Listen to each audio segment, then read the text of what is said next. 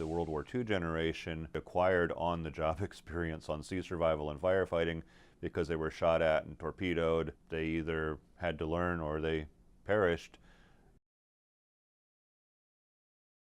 When I was a kid, we lived in Virginia for a while, and we had a 20-foot cabin cruiser my parents restored.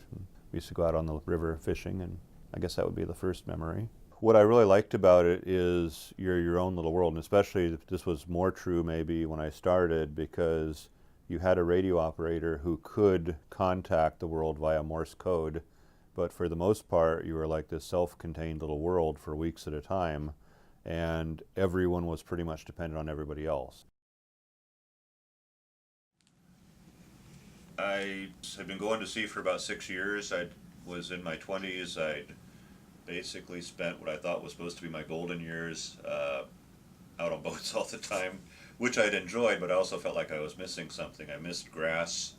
I missed having a dog. So I said, what could I do that would allow me to stay ashore for a while? And I had spent time in the Navy where they taught me to teach damage control and firefighting.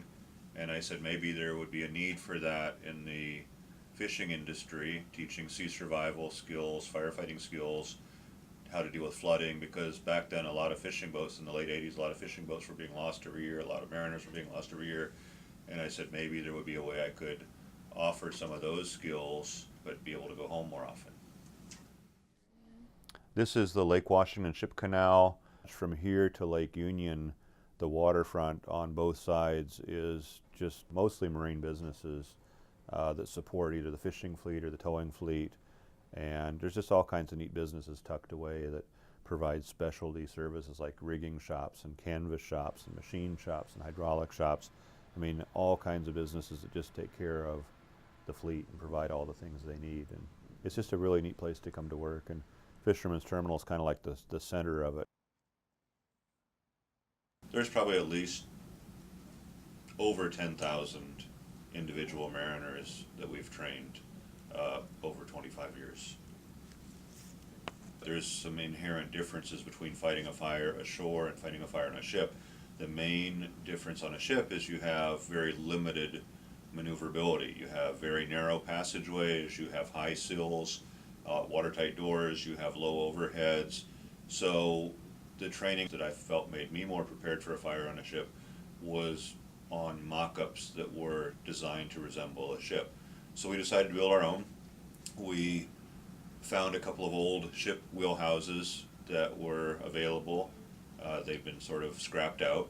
It took about 6 months to put it all together, and in early 1994 we were able to offer our first Coast Guard approved basic and advanced firefighting class.